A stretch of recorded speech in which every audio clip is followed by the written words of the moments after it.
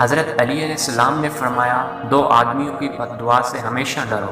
یہ جاننے سے پہلے ہمارے چینل کو سبسکرائب کر دیں۔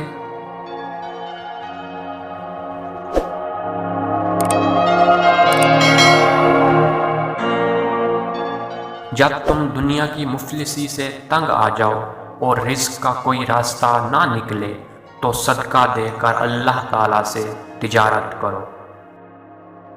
اپنے وہ نہیں ہوتے جو رونے پر آتے ہیں، اپنے وہ ہوتے ہیں جو رونے ہی نہیں دیتے۔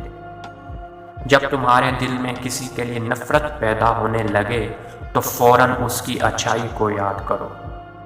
مجھے اس شخص پر تعجب ہوتا ہے جو روزانہ دیکھتا ہے کہ اس کی عمر اور سانس کم ہو رہی ہے اور وہ موت کے لیے تیاری نہیں کرتا۔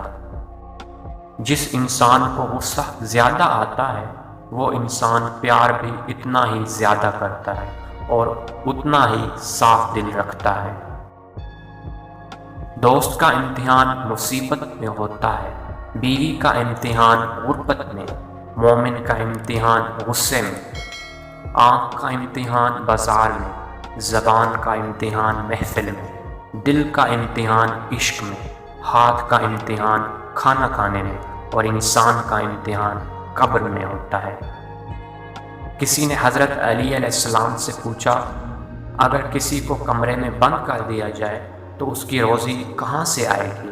حضرت علی علیہ السلام نے فرمایا، جہاں سے اس کو موت آئے گی۔ جہاں بھی رہو خدا سے ڈرو، ہمیشہ حق بات کہو اگرچہ تلخ ہو۔ میں دو چیزوں سے بہت زیادہ خوف زدہ رہتا ہوں، اول خواہش کی پیروی، دوم لمبی امیدیں۔ کسی کو چاہنا ہو تو دل سے چاہو، زبان سے نہیں، اور کسی پر غصہ کرنا ہو تو صرف زبان سے کرو، دل سے نہیں۔ تین چیزیں انسان کو اللہ تعالیٰ سے دور کرتی ہیں۔ نمبر 1 اپنے اعمال کو زیادہ سمجھنا، نمبر 2 اپنے گناہوں کو بھول جانا، نمبر 3 اپنے آپ کو سب سے بہتر سمجھنا۔ حضرت علی علیہ السلام نے فرمایا، دل میں برائی رکھنے سے بہتر ہے ناراضگی ظاہر کر۔ جب خدا کسی بندے کو نیک بنانا چاہتا ہے تو اسے کم بولنے، کم کھانے اور کم سونے کا الہام کر دیتا ہے۔ بچے کو جب کوئی تکلیف یا بیماری آتی ہے تو اللہ اس بچے کی بیماری کے بدلے بچے کی ماں کے گناہ معاف فرما دیتا ہے۔ حضرت علی علیہ السلام نے فرمایا، مظلوم اور نمازی کی آہ سے ڈرو، کیونکہ آہ کسی کی بھی ہو عرش کو چیر کر اللہ تعالیٰ کے پاس جاتی ہے۔ اگر ویڈیو اچھی لگی ہو تو لائک کر دیں، چینل پر فرسٹ ٹائم ہے تو چینل کو سبسکرائب کر دیں۔ شکریہ، اللہ حافظ۔